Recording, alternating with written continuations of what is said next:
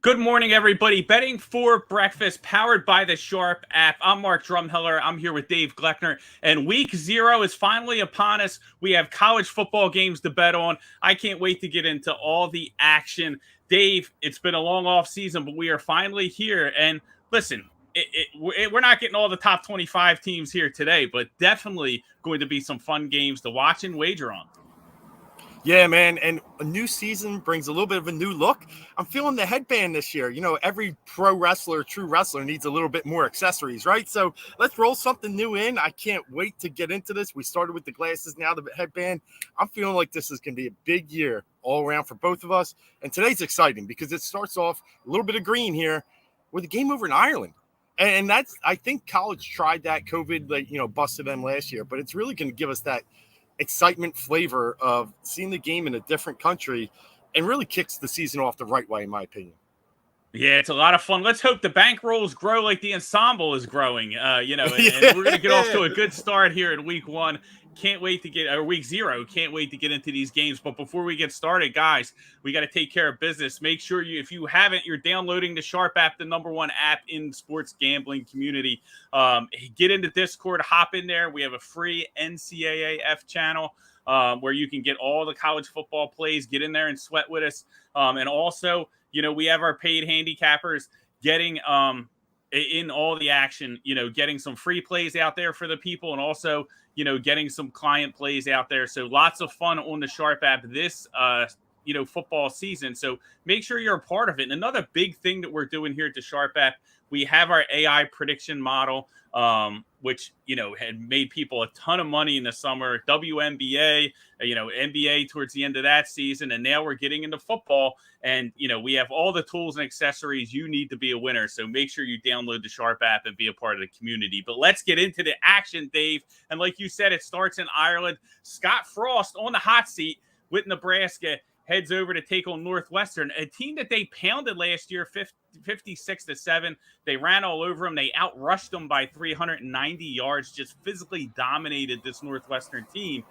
put up over 600 total yards on that Northwestern defense. But Pat Fitzgerald usually bounces back after a tough year. And I think what we saw at Northwestern last year was very unlikely, very uncharacteristic, I should say, of just how he built his program. It was almost like everything bottomed out. And this is an opportunity for them to bounce back against a Nebraska team. Now, we've seen this line move, opened up at 10, got all the way up to 14 before the purple wave of money came down and drove it back down. Right now on the board, we're seeing a bunch of, I would say probably 11s for the most part. It'll be interesting to see where that moves in these next 2.5 hours before kickoff, but we'll call it 11 for these purposes. I know some people probably got some better numbers out there, but how do we see this game unfolding, Dave? And what were some of the key things you were looking at when you wagered on this one? Well, yeah, I think you look at last year, and you're right, the 56-7 drubbing is something that stands out, and it's going to stand out to a lot of bettors today. But that's just not where you can't just stop there. Both teams 1-8 in the Big Ten last year. Both teams at the bottom of their side. Neither was very good. We know the whole Scott Frost story, 3-9, lost 9 games by 9 or less. Got it. And he's bringing in Casey Thompson. But also the key there was new offensive coordinator Mark Whipple coming over from, Pitt? Yep. And he brings that pro-style offense. But here's where I have a little concerns with Nebraska today. Their O-line is a little bit iffy. I think Martinez kind of masked some of those mistakes. He ran probably a little too early, and that's probably what they didn't like out of him. But he was able to mask some of their mistakes there. And on the other side, Northwestern has a pretty decent defensive line. They have one of the better edge rushers. I'm not even going to try and say his name, but we'll just say Double A. And then, on the other side of the ball, when you look in the trenches, Northwestern's offensive line is really good. They have the highest projected offensive lineman in college in Peter Skoronski. PFF grades him as #1. So you're looking at first-round talent.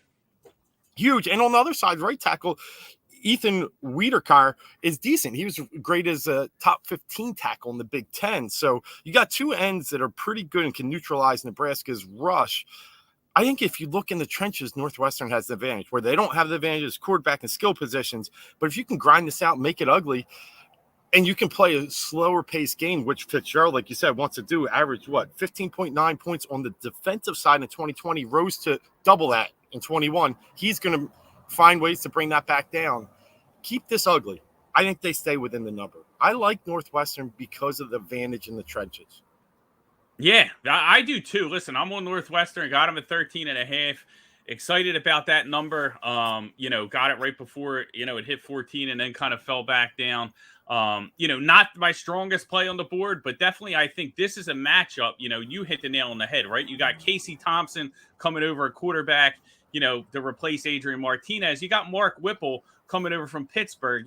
Can he turn, Casey Thompson into Kenny Pickett? I'm not so sure. You know what I mean? And if he does, are they going to be more successful in offense? Maybe a little more aggressive, possibly down the road, but I don't think we see that here in week 0. We look at Nebraska, what killed them last year in all these one-score games? Turnovers, right? That's why Adrian Martinez and K-State, and that's why Casey Thompson's in here, right? And so from that vantage point, if you're looking at it from Nebraska's perspective, they think that they can out-physical this team. They think they're a superior team. They're superior recruiting. They have the talent edge when you go down the board.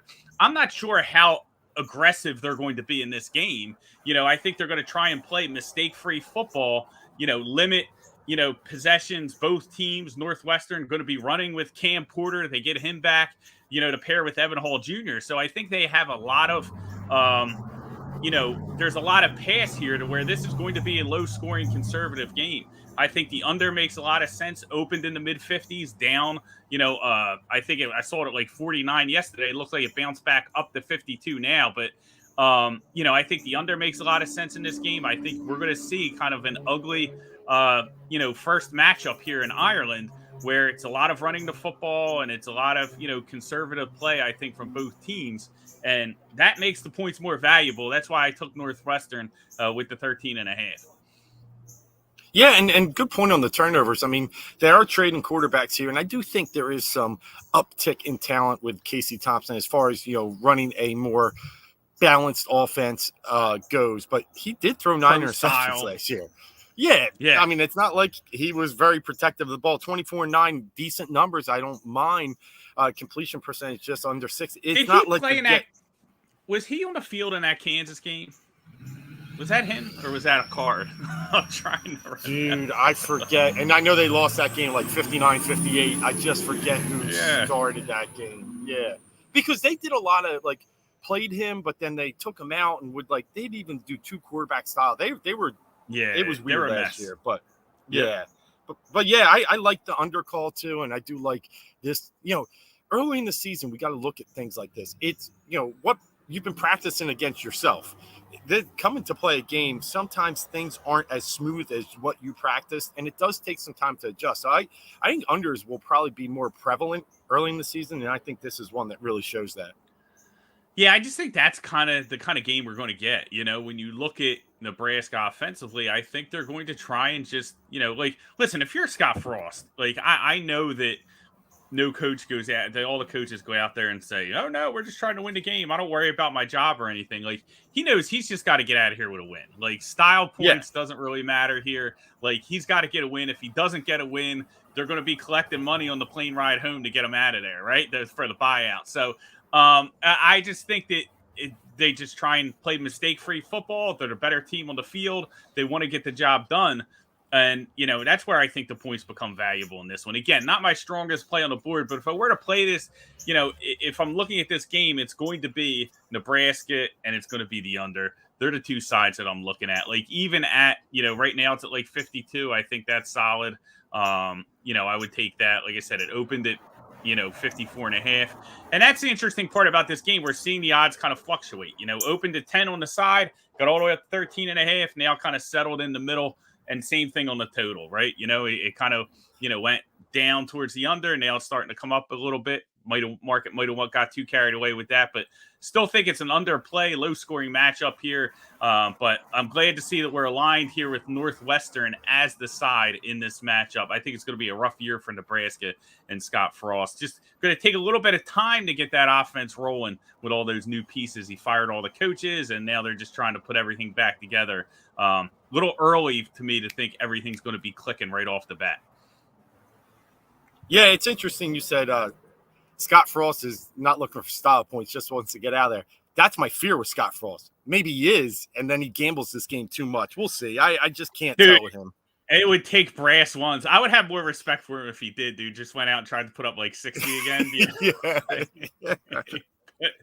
Throwing the ball all over the field. But I don't know, man. If I was him, I would not do it. Like, listen, the way the schedule sets up for Nebraska, and we talked about this. I don't like Nebraska. I think this is it for Scott Frost. I don't think they go over the win total this year. Do they get a bowl? Can they get 6 wins? Sure. They're not going to get 8 wins. They're not going to be an 8-9 win team. But anyway, like when you look at it, the way the schedule sets up, they got those easy games early, and then it kind of gets a lot tougher with Oklahoma I think it's the 4th game they play Oklahoma. So everything kind of lines up. Like they have these 3 games to kind of gear up for that matchup. And I think that's really like the big issue there with Nebraska is they take these 3 games to get the continuity down, to get everything rolling on offense before they get into it. So it looks like we lost Dave for a little bit. Let's see, and we'll get him back shortly because we have a few other games we want to touch on the card. As far as the week 0 matchups are concerned. So let's get into those. The next game I want to talk about, I'm going to talk about real quick, is the UConn game. We got UConn, which, this is another line that's been kind of moving around a little bit. UConn is 26.5, it looks like, on the board now against Utah State. And this is a game where I've heard a lot of different interesting takes here. UConn's a team obviously starting all over with Jim Moore Jr. How is that going to look in the first game? I think this is a lot of points here. I didn't bet this one personally, but I do think there's a couple different ways to attack it, right? Like, I don't know if I could back UConn here in the first game just because of, again, new coach, new regime, that sort of stuff. But then, Utah State probably has the opportunity, the ability to blow this team out. Will they do that? I don't know. I don't want to lay a bunch of points with Utah State either. Pam Maldonado, when she was on VSiN, she talked about, how the under on the UConn team total might be a play because Jim Mora might not have that offense go in full gear right away. And I kind of liked that angle if I'm going to touch that game. It looks like we got Dave back. Let's see. Let me try and bring him on. No, it doesn't look like he's still there yet. So we're going to give him a couple more minutes. Oh, there he is. You're sideways, buddy. Is that what it is? V8. You need a V8. There you are. All right, perfect. Sorry, man. I guess the StreamYard doesn't like when we go so heavy on the same side. So I'm back though. There you go. All right, perfect back. So it's just talking a little bit, Dave, about UConn and Utah State. I think that's another interesting game. Don't really have a play on that one. Jim Moore Jr. starts off, Jim Moore Jr. starts off with UConn. And, if I were to play that game, I was saying Pam Maldonado had a good angle on it. She likes Utah State, but she would play she also talked about, playing UConn team total under might be, a good opportunity as well. So that's something that I was kind of looking at. Looks like we lost Dave again on this one. So we're just going to keep on rolling down the card with this. Next matchup I want to talk about is Nevada against New Mexico State. This is a game of 2 bad teams when we're looking at these matchups, and it's a game that I have an official play on. So there's a side that I definitely like. I don't want to talk about, listen, you guys got to subscribe to the Sharp app if you want the official plays. But it's definitely a game that I think is very interesting because you have a Nevada team that was just absolutely decimated from injuries, right? And, they lost a ton in the transfer portal. Jay Norvell goes to Colorado State and, really takes everybody with them from Nevada. I think they had 4 remaining starters and, out of those 4, they lost a couple people to injury in camp. They lost Frost, the offensive lineman. They lost Claiborne on defense. So they lost everything. And this is a total, I think, a spread that opened up at like 14.5, got pushed all the way down to, it's at like 9 now, 8.5 I see in some spots. So, definitely trending toward Nevada. And I guess the question at this point is you have to ask is it going too far? You know, like has the line moved too far in New Mexico State's direction? New Mexico State, one of the worst teams in college football year after year, but they did get a lot of returning starters on the defense. So I think that's going to be an interesting game. Let's try and bring Dave back on. I think he might be ready, and we'll talk about this Wyoming-Illinois game. Dave, how you doing, my man? You back in action? Yeah, I hit that was me. I hit a button while I was trying to agree with you on Utah State angle. But yeah, hey, listen, let's go to Wyoming, Illinois, because what you said kind of relates to this game. Utah State, Wyoming kind of traded quarterbacks. A lot of stuff happened in the transfer portal. Andrew Peasley from Utah State comes over to Wyoming. This is a team that was decimated by the transfer portal, but it's also a team that was 7-6 last year and had a really fun win in the Potato Bowl against Kent State. I think it was like 52-38. They were a team that looked like they had some strides coming into this season, but that transfer portal really did some damage to probably where they think they should be going right now. With their 7-6 record last year, they also won some really easy games. One was UConn. So again, parlaying to what you talked about earlier. So it's a team that I can't really find a lot of information on here and get a lot of confidence in. But one thing I'm confident in is I just don't trust Brett Bielema. He was 0-5 as a favorite last year against the spread. He's bringing in, you talked about earlier how Scott Frost tore it down. Well, so did Brett Bielema a little bit. He brought in the UTSA offensive coordinator in, what's his name, Barry Lunney. And then, a few other things they're doing. They're bringing in Tommy DeVito from Syracuse. Dude, he lost to that bearded dude, Schrader, right? Like, how can we even trust him? They're all pumping this DeVito up, posting him on billboards.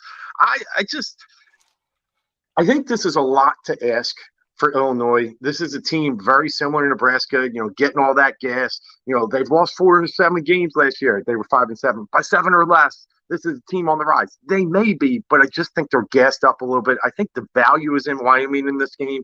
I'm going to take Wyoming. I'm seeing 11-12 in a lot of spots. Wyoming's decent at running back, and I'll end with this. Their safety is a brother of NFL running back for the Chargers. It's Wyatt Eckler. Just love the name. Brother Austin Eckler, a little bit of skills back there. Let's see if he just brings one down today, getting some prime time on the television. So I'm leaning towards the Cowpokes. I'll take the Wyoming and the points.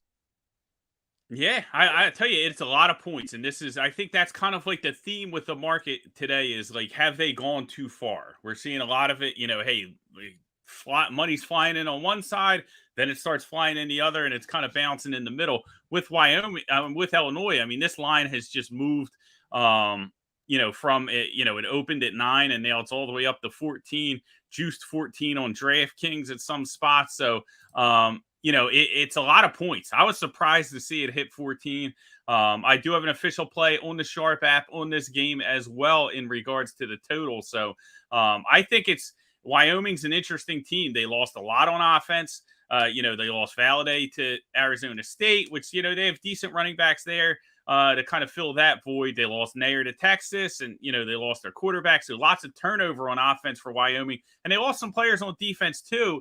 And Illinois is a team, though, that, again, when we talk about covering this kind of big number, I know they brought in, the coordinator from Texas San Antonio, but typically, listen, they want to play power football. They want to run the ball at you. They want to get out of there. So I don't know. I know some people that are on Illinois first half. If you like Illinois, that might be the best way to approach it, because I have concerns with them covering this big number. To be honest with you, my play's on the total, but I definitely wouldn't be laying 2 touchdowns with Illinois here. So I like to play with Wyoming. If you do like Illinois, I would play it first half. But the problem is with the first half bets, Dave, and that's a pretty good, transition, I think, for a conversation, is I don't bet too many first half games, just because I know that's a big thing with people with favorites. Hey, we're going to play the first half. The starters will be on there before they take their foot off the gas. But I just think there's a lot of variance in there because it's just limited possessions. You end up really having to score. In a game like this with Wyoming and Illinois, how many possessions are they really going to get in the first half? You know what I mean? So really, if you're going to bet a team in the first half, you got to know that they're scoring on the first couple drives. Yeah, I think that's an interesting take, and also big favorites, right? There's some, we do it once in a while with Alabama. There's some value in big favorites first half if you really believe that they're just going to go put their foot on the gas, try and get the thing over by half and cruise. But if they don't score on the first drive or two, you're done. You are absolutely done. So you got to really, the first half betting is tough. I think the angle you need in most cases is to understand, the game plan and the team's motivation and the travel, because sometimes, you go up to Colorado, right? A team that's not used to playing up there, going to take a little while to get adjusted with that thin air. So there's some advantages when you're looking at the atmosphere in the area. But like you said, if you're not hitting early, first half, you can be done. And I like the game plays way more. I do. Yeah, definitely. Our guy Daryl, check it in, man. Good morning, brother. We got college football. He's saying, let's go. He didn't take Nevada because of, people are sleeping on their opponent. And that's definitely, listen, Kill can get his Power 5 experience here trying to take over this program at New Mexico State. And like I said, I like what they have coming back on defense. I think they have 8 returning starters. Offense is a lot of JUCO guys, so you don't know what you're going to get. You know what I mean? But he's coaching again. Can you? I know. He had like a heart attack twice. I know. He was up in Minnesota, dude, it's right? their life. It's the way they live, man. They can't get away from it. But definitely, guys, tuning in. If you guys have any picks, any plays you want to talk about, drop them in the comments, dude. We'll talk about all that stuff. But that's a good one. I mean, Nevada, New Mexico State, I think is going to be a fun game to watch. That's like the pre-warm-up to the nightcap game. I think that one starts at 10 Eastern tonight. It's a late one, right before the Hawaii game goes on. And I'm sure everybody will be, chasing all their losses with, the Hawaii late night game is always a lot of fun. But I do have a play on that Nevada, New Mexico State. I think that, we saw that number was all the way up to like 15.5 at one point and then came down and it's been crashing ever since. So, I think it says a lot that the money's kind of pouring in on New Mexico State. But let's talk about that late night game, Dave. We're going to talk about Vandy and Hawaii. And I think this is a fascinating one. I don't have a bet on this one yet. But, you have Vandy, right? And you have, going to Hawaii, Vandy and SEC team, if I could talk today. You got it. Traveling to Hawaii, but they're not really like, they're like the bottom of the barrel of the SEC. You know what I mean? They don't recruit like an SEC team. They don't, but they're taking on a Hawaii team that is really at ground zero. I mean, they lost. I mean, listen, the program was in complete disarray last year. They bring in Chang. He brings in Shoemaker from EWU, Eastern Washington, and they're going to throw it all over the field, man. That's kind of like their thing. So, is that how that's going to click, week 0? I'm not sure, but this is a game, you got Vandy, you got Hawaii. I'm expecting a lot of points in this one. I know people love overs on these late night games. What are your thoughts here? And, do you have a side on this one? Yeah, I do. And I think the over is an interesting side. I mean, we can get into that. But, I mean, what you talked about there is probably where my analysis is headed. Timmy Chang, going to bring a lot of energy, right? I think he was under June Jones offense or something like that, and he was just slinging it around for like 8,000 yards. Now, I'm being a little bit tongue-in-cheek there, but he brought some excitement to Hawaii back in the day, and he's going to bring excitement today as the head coach. Bringing in Schumacher from Eastern Washington, you already know that's going to be running the gun. They're going to do an RPO, run and shoot style offense. They're going to try and pace you to death. And that's really, they're going to try and score in a minute, 2-minute drives.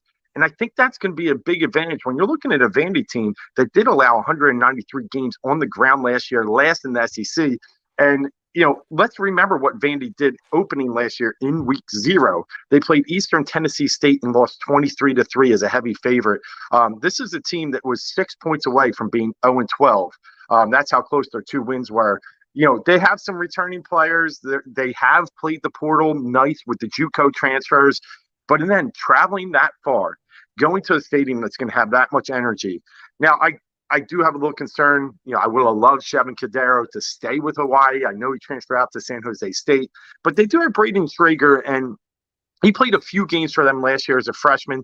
Probably not that talent, but I think using the RPO there and keeping Vandy off balance with that bad rushing defense that they have, late night, I'm taking the Rainbows, baby, the Warriors, and I just feel like, it's a trap. We always talk about, how hard it is to play in Hawaii. I know they were dreadful last year, but this energy, this renewed, kind of investment into their program, I think could pay off in week one. It could even be a shocker.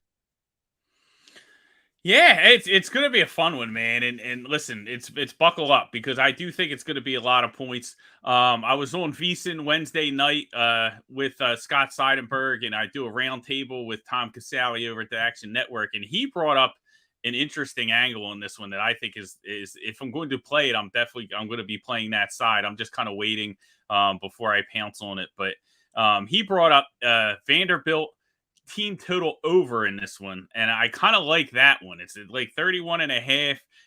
I think you look at the Hawaii defense, they lost 10 people to the defense, so they couldn't. I think they were. Was it 113th in the nation last year on defense, and they lost everybody. So now, listen, returning production is good. Is good when it's good players. When it's bad players, you want to get new people in there. But I think that kind of speaks to the fact that they just don't have a pool to pull players from to play defense there. So I think that leans to a lot of points, which is a lot of variance, which, Hawaii can make sense here. But I think the Vanderbilt team total over is a nice play as well. So probably going to be on that one, 31.5. I think that's a solid number here. I think we see a ton of points tonight, and it's going to be the perfect nightcap to our week 0 action. Yep, absolutely. So Daryl checking in again, Dave. He likes Vandy, so he's on the other side there, right? So, which definitely I can see it. Listen, there's not a lot to like about Hawaii. I get it. In a high-scoring game, sometimes those points can be valuable. They can get in there, so can definitely see both sides. North Texas and UTEP, going to be a tough one. Did not play that one. Do not have a side. I think that UTEP is a team that's going to try and come out and run the ball, and that's really what they're going to do. If I were to lean, hey, I hate the word lean, but if I had to bet the game, I would probably bet North Texas. I kind of like them a little more in here. We saw them open up as a favorite here, and then some money kind of came into UTEP, and not sure. I think it's North Texas. Yeah, -1 still. So, so -1, still a small favorite here across the board. You can see some 1.5s, but if I were to play it, I would probably play the North Texas side. I just don't know if UTEP gets down in this game, I don't know if they're going to have the firepower to get back. That's interesting. I have a buddy, I might do a show later on that has a very big lean towards UTEP, and I was the same as you. The Mean Green are tough, man. And last year, I think they were one of the best running teams in the nation. And that kind of team can wear you down as much as UTEP wants to run. Can they run?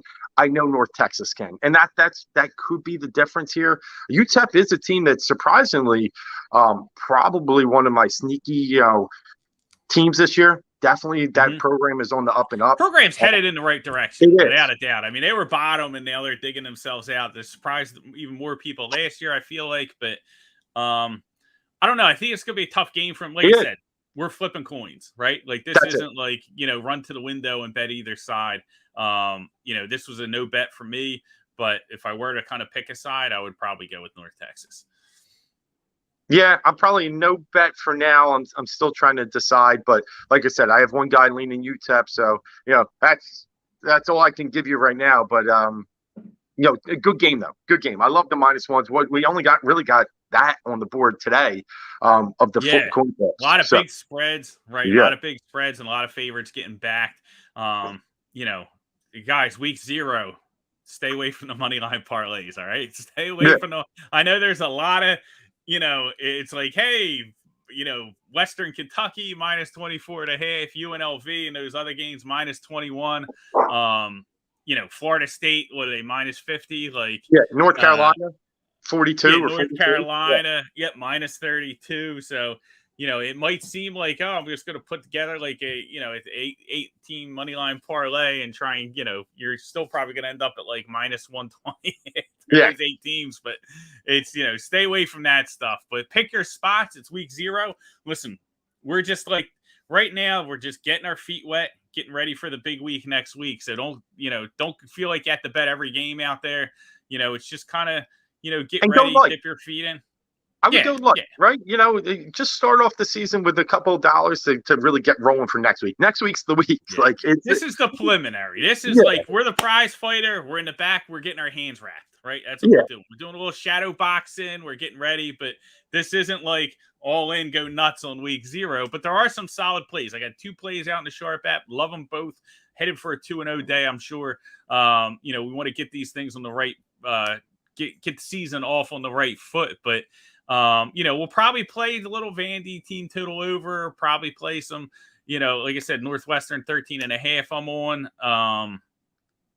I'm still deciding whether I want to kind of play the under in that game too, but we'll have to see. I got a couple more hours to kind of figure that out. Yes, but if I were going to play the total, I would play the under in that one. Dave, before we get out of here, anything else you want to touch on with any of these other games? I know your boys, Florida State, are playing. Laying 43, man. You got brass ones enough to lay that number. 46.5 now. It keeps going up. It might be 50 by kickoff. Absolutely. Norvell has to come out with a statement. It's the year of the Seminoles. Jordan Travis looking great in the spring. They lost to, who was it? Was it, oh gosh, it's going to come back to me. It was a terrible team. It wasn't Jackson State because that's where Dion is, but a team at that level last year in the second week of the season. He's got no room to even let this one be close. If I had to take a side, I think they're just going to roll and roll big. But I'm not going to bet it. But yeah, I would you can't lay 46.5, especially with a team like Florida State, man, which granted, they could beat this team by 100 if they wanted to. You know what I mean? But are they going to want to? Do they want to I don't know, man. And they're so inconsistent. They've been so inconsistent. It's just kind of crazy. When you look at, the board today, it's just, it's a lot. It's wild. It's wild out there, but it's going to be a lot of fun. Listen, we got football, we got games to bet on, and it's a good kind of preview into getting into next week's games because lots of fun games next week. You got Oregon, Georgia, you got Ohio State and Notre Dame, right? Yes. That game's next week, yeah. And it starts early. So we got Thursday games. We got Penn State, Purdue, right? We got some games on Thursday. When is LSU, Florida State might be next week too. Yeah, and I think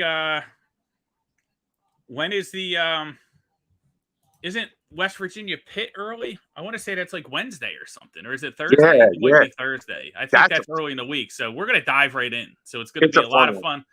Guys, stay with us all season. We're gonna have a ton of fun. Get on the Sharp app. Listen, we had Ryan here. Was it last week Ryan was with us? Or 2 weeks ago? I think it was 2 weeks ago. We had Ryan with us, right? He has his own channel on the app. He's in the NCAA football channel as well. He's giving out all his plays for free. So you can get on there, all his model plays, everything's on there for free. You can get in there. Let's have some fun, man. Let's have some fun this season. Hop in there.